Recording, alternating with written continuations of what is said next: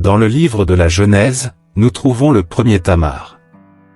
Elle était la veuve de Er et d'Onan, tous deux fils de Juda, qui était le quatrième fils de Jacob. Voyez comment se déroule son histoire. Mais avant de commencer la vidéo, n'oubliez pas de vous abonner à la chaîne pour ne pas manquer les nouvelles vidéos. Tamar était la belle-sœur d'Absalom, tous deux fils du roi David.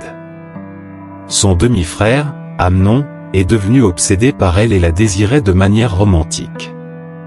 Faisant semblant d'être malade, Amnon s'est arrangé pour que Tamar soit envoyée dans ses quartiers pour cuisiner pour lui, puis la violer.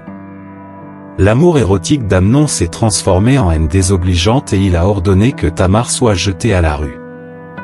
Déchirant le vêtement rayé qui la distinguait comme fille vierge du roi, et avec de la cendre sur la tête, Tamar rencontra Absalom. Absalom, cependant, ordonna à sa sœur de ne porter aucune accusation et l'emmena vivre dans sa maison.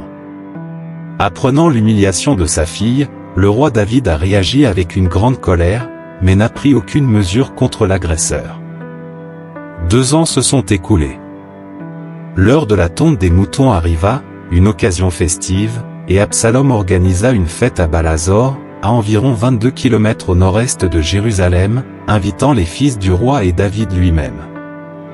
Lorsque son père a refusé de venir, Absalom a fait pression sur lui pour qu'il accepte d'envoyer Amnon, son fils aîné, à sa place. Lors de la fête, alors qu'Amnon ne se sentait pas bien à cause du vin, Absalom, son frère, nourrissait un profond ressentiment et, par vengeance, ordonna à ses serviteurs de tuer Amnon. Les autres fils retournèrent à Jérusalem, et Absalom partit en exil avec son grand-père syrien, dans le royaume de Guéshur, à l'est de la mer de Galilée. Tamar épousa Er, mais il était mauvais aux yeux du Seigneur, et sa vie fut écourtée par l'intervention divine. Selon la coutume du Lévira, le frère cadet de Er, Onan, devait avoir un fils avec Tamar pour perpétuer le nom de Er et assurer son héritage. Cependant, Onan a égoïstement refusé de remplir ce devoir, ce qui a conduit à sa propre mort. Désormais veuve 2 fois, Tamar se retrouve seule et sans enfant. Négligence et injustice.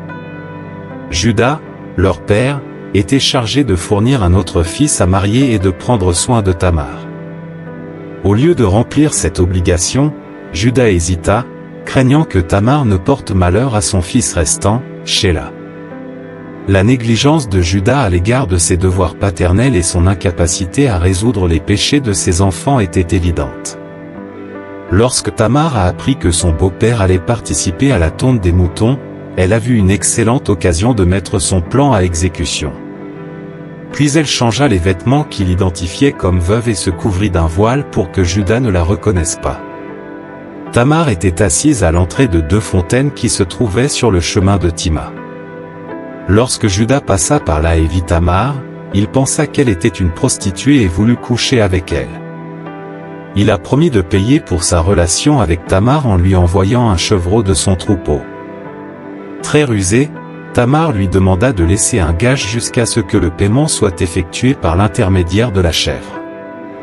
Juda demanda alors à Tamar quel gage il pouvait lui laisser.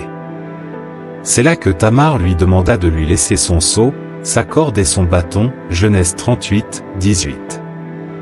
Juda a accepté la demande de Tamar et lui a donné ses biens afin qu'il puisse la posséder. Après avoir eu des relations avec Juda, Tamar sortit et remit les vêtements de son veuvage. Plus tard, par l'intermédiaire d'un ami, Juda envoya la chèvre qu'il avait convenue en guise de paiement à Tamar, mais l'ami adulamite de Juda n'y trouva aucune prostituée. Juda n'a donc pas pu récupérer son gage. 3 mois plus tard, lorsque Juda découvrit la grossesse de Tamar, il exigea qu'elle soit punie pour son apparente immoralité. C'est alors que Tamar révéla le bâton, le seau et la corde de Juda, les mêmes objets qu'il lui avait donnés lors de leur rencontre. Juda l'a finalement reconnu et a reconnu son erreur. L'audace et l'ingéniosité de Tamar ont assuré la justice et assuré la place qui lui revient. Les actions audacieuses de Tamar nous enseignent que nous devons parfois prendre les choses en main pour obtenir justice et protéger nos droits. Tamar face à la négligence et à l'injustice nous incite à faire face aux erreurs, même lorsqu'elles proviennent de nos proches. La révélation des preuves par Tamar a forcé Juda à reconnaître ses erreurs. Parfois, la vérité peut être notre meilleur allié.